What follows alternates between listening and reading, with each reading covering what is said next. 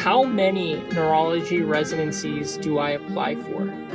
Application season is like right now. Not sure when you're watching this video, but it's currently the middle of September. This is a huge question that everyone starts thinking about when they're filling out their ARIS application. There's going to be a time in your application where you have to start clicking all the programs and you have to decide, am I really going to pay this much money? Am I going to apply to this many? Am I going to go to this program? And I know this is a big question that I had when I was applying, looking for any piece of advice on how many do I apply for. And it's a tough question, and I'll start off by saying it's a very personal decision. I think a lot of us know where our strengths are and where our weaknesses are in our application.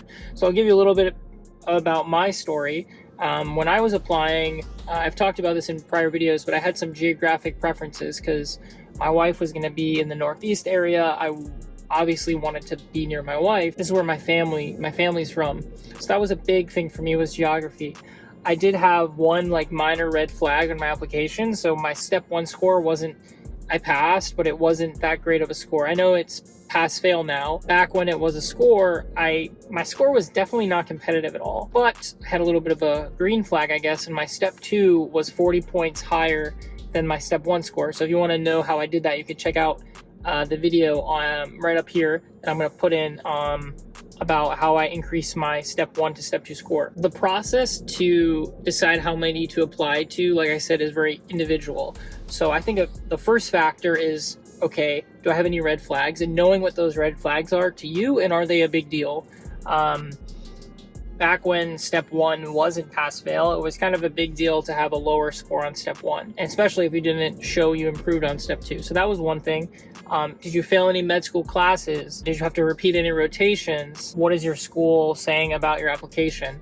Do you have advisors that are recommending you not to apply to X type of residency? So those are some things to take into account. I think another big thing is, are you graduating from a U.S. medical school? Are you an international medical graduate?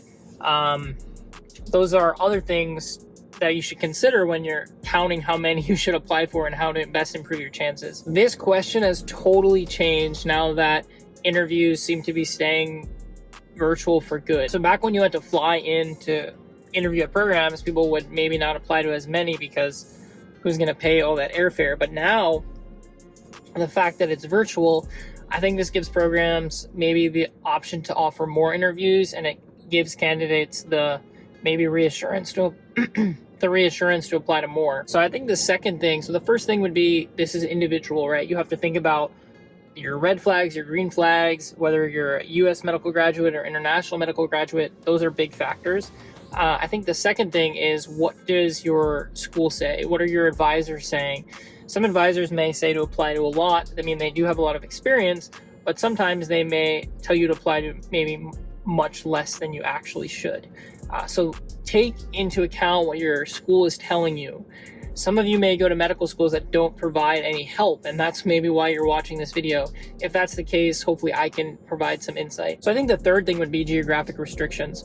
So if you really have geographic restrictions, like for me, my family's here, my wife's here, I have a child now. Crazy, didn't have one at the time. But in that case, in the region where I want to be, of course I'm applying to every single program in that region, because being with my family is top priority to me. So I think you have to figure out what your priorities are. If you have no geographic restrictions, it's going to come down to what areas of the country do you want to go to? Do you not care? Are you going to mass apply everywhere and you don't care? I think another thing that's pretty important is, no matter what you do and which programs you apply to, go on their website, go to the pre-interview dinners, go through their curriculum, look at how happy residents are, look at how many rotations, inpatient rotations residents have. Do they have enough backup coverage? How much are you going to work? I mean, we all want great training, right? And I agree with that. And I think working hard helps you to get great training. But it's also pretty important to know that, hey, I'm not going to get burnt out. I have this love for the field of neurology or whatever you're going into. I'm not trying to get burnt out, and I'm trying to work hard, but I'm not trying to go to a program where it's going to be hard for me to study and learn because I'm feeling so overworked. Those are other things to take into account. So when you're applying to programs, you could apply to 20, 40, 60, 80, whatever you do, make sure that every single program that you apply to, you say, yeah, I mean, I could consider going there. Because Because if you're applying to programs that you're like, oh, for sure, I wouldn't even like want to match there, I would hate to go there, I would rather do another specialty. And I'm like, what are you doing? Why are you wasting your money to apply to these places where you're not even going to want to go? I think that's the key thing. So every program you apply to, you should be like, okay, I can see myself going there. So for me, even though I had geographic restrictions, I did apply broadly because at the time, I kind of had no choice. I wanted to see how things would pan out, and I knew that I would, when making my rank list, that would decide a lot for me. For my rank list, I obviously rank the programs where I would be closer to my wife. Another huge tip is looking at the match data, right? So they have all that match data online. You can search it, you can search by specialty, and you can see how many people are matching with certain scores that you had into whichever field. If the field that you're applying to is the only one you could go to, like you're like, look, I want to be a neurologist, I don't want to do internal medicine, I don't want to do family medicine, cannot do psychiatry, and then I think that would probably require you to apply more, right? Because in that case, to play it safe is to apply more. So I want to encourage you all to, I guess my main takeaway from this video is, no matter how many you apply to, make sure, one, you would go there. So look at their website, talk to residents, make sure like, hey, I would go there if I match there.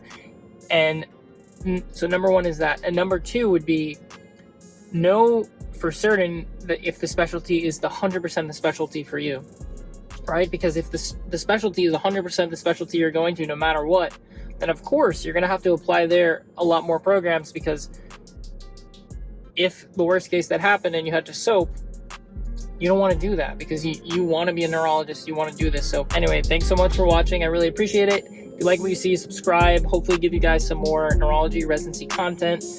And yeah.